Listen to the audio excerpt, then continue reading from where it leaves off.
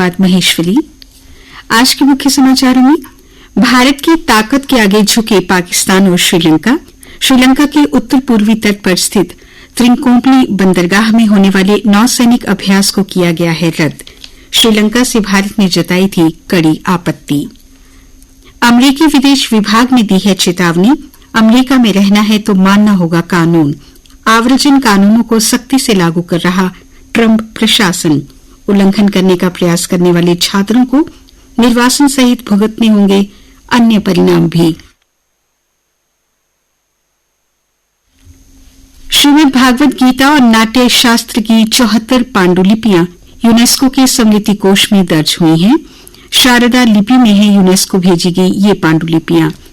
ऋग्वेद जैसे अभिलेख पहले से ही हैं इसमें शामिल। प्रधानमंत्री नरेंद्र मोदी ने जाहिर की खुशी, कहा यह हमारे शाश्वत ज्ञान और समृद्ध संस्कृति की वैश्विक मान्यता है। पाकिस्तान और चीन सीमा पर बढ़ेगी लेजर एंटी ड्रोन सिस्टम की संख्या।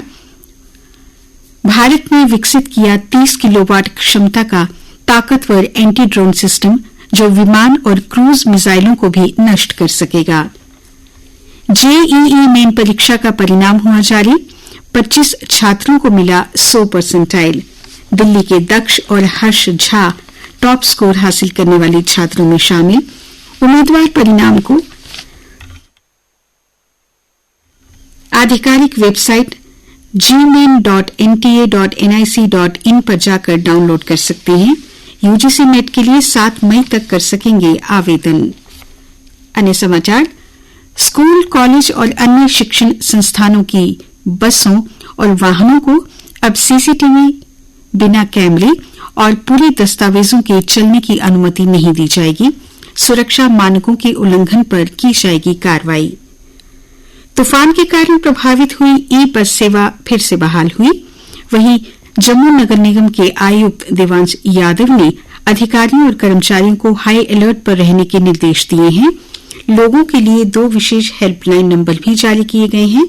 ये नंबर हैं 9469748042 और 9419372824। हेल्पलाइन नंबर फिर से सुन लें, 9469748042 और 9419372824। लोगों को हिदायत दी गई है कि बिना काम के बाहर न निकलें। कश्मीरी पंडित कॉन्फ्रेंस ने सरकार से किया आह्वान, जारी किया बयान। कश्मीरी पंडितों को मिले हक, सरकार पूरी करे सभी मांगें। अगले वर्ष सिद्रा में बन जाएगा यात्री भवन, यहीं से निकलेगी अमरनाथ यात्रा। नए यात्री भवन में ठहराए जा सकेंगे 2500 से 3000 भक्त।